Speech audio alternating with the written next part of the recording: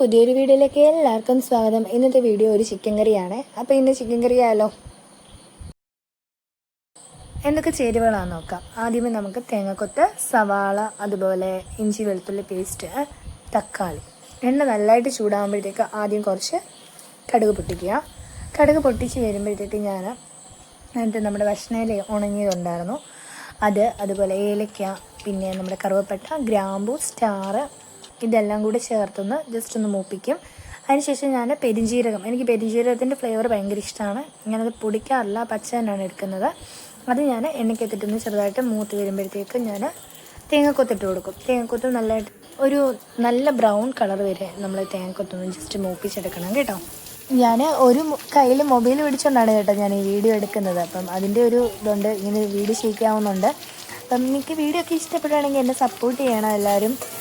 ഇതെല്ലാവരും ഒന്ന് ട്രൈ ചെയ്ത് നോക്കണം കേട്ടോ. നല്ല അടിപൊളി ടേസ്റ്റാണ്. ഏറ്റവും ടേസ്റ്റ് എന്ന് പറഞ്ഞാൽ ഗ്രേവിക്ക് ഭയങ്കര രുചിയാണ്.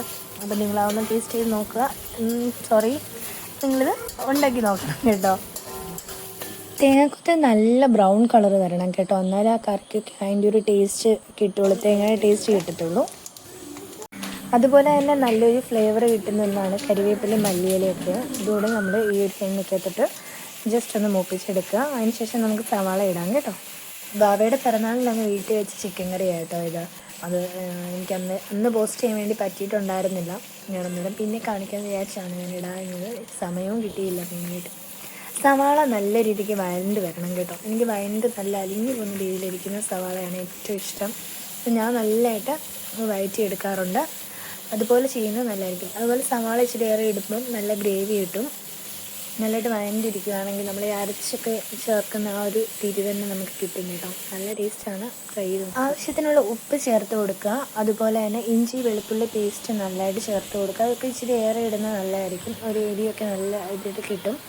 അപ്പോൾ ഇതെല്ലാം കൂടി ചേർത്ത് വേണം നമ്മൾ നല്ലതായിട്ട് വഴറ്റാൻ വേണ്ടിയിട്ട്. ആ സവാളയിലൊക്കെ ഇഞ്ചി വെളുത്തുള്ളി പേസ്റ്റിൻ്റെ ഒക്കെ ഒരു രുചി കറക്റ്റായിട്ട് ആ ഗ്രേവിക്ക് കിട്ടാൻ വേണ്ടിയാണ് കേട്ടോ അങ്ങനെ ചെയ്യുന്നത്. അപ്പം നല്ലതായിട്ട് വഴറ്റിയിട്ട് വരാം. നല്ലതായിട്ട് വഴറ്റുക. ഏകദേശം ചെറിയൊരു വഴറ്റ് വന്നിട്ടുണ്ട്. ഞാനപ്പോൾ ആ കൂട്ടത്തിൽ തന്നെ തക്കാളിയും കൂടിയിട്ട് വഴറ്റും കേട്ടോ. കാര്യം തക്കാളിയും ഈ സവാളയും കൂടി നല്ല പേസ്റ്റ് പരുവത്തിലൊന്നായാലേ കറിക്കൊരു രുചി കൂടുതൽ കിട്ടുള്ളൂ, അല്ലെങ്കിൽ ആ ഒരു കൊഴുപ്പ് കിട്ടുള്ളൂ. അപ്പോൾ ഞാൻ അതിന് വേണ്ടി തക്കാളിയും കൂടി ഇതിനകത്ത് ആഡ് ചെയ്യുകയാണ്. അപ്പോൾ അതുകൂടി ഇട്ടിട്ട് നമുക്ക് നല്ലതായിട്ട് പേസ്റ്റ് പോലെ എന്ത് ചെയ്യാം, വഴറ്റിയെടുക്കാം. തക്കാളി നല്ലതായിട്ട് വെന്ത് വരാൻ വേണ്ടിയിട്ട് നമുക്ക് അടപ്പുകൊണ്ട് അടച്ചു വെക്കാം. ഇടയ്ക്ക് ഒരു 5 മിനിറ്റ് ആകുമ്പോൾ ഒന്ന് ജസ്റ്റ് ഇളക്കി കൊടുക്കാം. അങ്ങനെ ഒരു ഏകദേശം ഒരു 10 മിനിറ്റൊക്കെ ഒന്ന് ജസ്റ്റ് ഒന്ന് ഇളക്കി കൊടുക്കുക, അടച്ച് വെക്കുക. അങ്ങനെ ഒന്ന് 2 പ്രാവശ്യം നമുക്ക് ഏകദേശം ആ ഒരു വഴണ്ട് വന്നതിൻ്റെ ഒരു ഭാഗം മനസ്സിലാവുമല്ലോ. അതുവരെ നമുക്കൊന്ന് അടച്ച് വെക്കുക, ഇടയ്ക്കൊന്ന് ഇളക്കി കൊടുക്കുക. കാരണം അടുക്കി പിടിക്കാതിരിക്കാൻ വേണ്ടിയിട്ടാണ് കേട്ടോ. തീ അതുപോലെ ഒത്തിരി ഫ്ലെയിം വേണ്ട, ഒരു മീഡിയം ഫ്ലെയിമിലിട്ട് കൊടുത്താൽ മതി. അപ്പോൾ ഇത് ഏകദേശം നല്ലതായിട്ട് വഴണ്ടിട്ടുണ്ട്. നിങ്ങൾക്ക് കാണുമ്പോൾ തന്നെ മനസ്സിലാക്കാൻ പറ്റും, നല്ല പേസ്റ്റ് പോലെ ആയിട്ടുണ്ട്. നമുക്കിനി ചേരുവകളൊക്കെ ഇട്ട് കൊടുക്കാം. അപ്പം ഞാൻ ഫസ്റ്റ് കൊടുക്കുന്നത് മുളക് പൊടിയാണ്. മുളക് പൊടി കാശ്മീരി മുളക് പൊടിയാണ്. ഞാനതുപോലെ സ്പൂൺ എടുത്തിരിക്കുന്നത് നമ്മൾ വീട്ടിൽ സാധാരണ സ്പൂണില്ലേ, സാധാ സ്പൂണാണ് എടുത്തിരിക്കുന്നത്. അങ്ങനെ ടേബിൾ സ്പൂണും അല്ലെങ്കിൽ അങ്ങനത്തെ ഒരു കണക്ക് ഞാൻ പറയുന്നില്ല ഇതിനകത്ത്. ഇത് സാധാ സ്പൂണിന് 2 സ്പൂൺ 2.5 സ്പൂൺ മുളക് പൊടി ഇടുന്നുണ്ട്.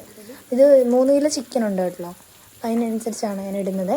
അപ്പം 2.5 സ്പൂൺ, അതുപോലെ മല്ലിപ്പൊടിയും 2 സ്പൂൺ തന്നെ ഇട്ട് കൊടുക്കുന്നുണ്ട്. 2 സ്പൂൺ ചിക്കൻ മസാലപ്പൊടിയും ഞാൻ ചേർത്ത് കൊടുക്കുന്നുണ്ട് കേട്ടോ.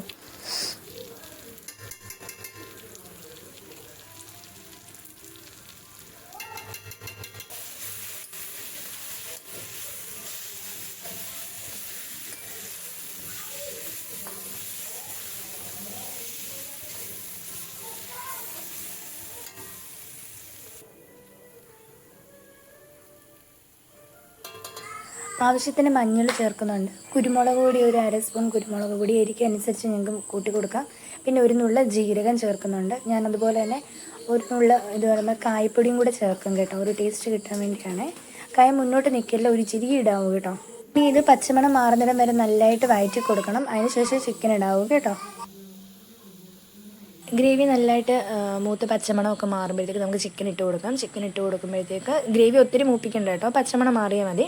ചിക്കൻ ഇട്ട് നല്ലതായിട്ടൊന്ന് ഇളക്കുക. എന്നിട്ട് ഞാൻ ആവശ്യത്തിന് ഉപ്പും വെള്ളവും കൂടി ചേർക്കുന്നുണ്ട്.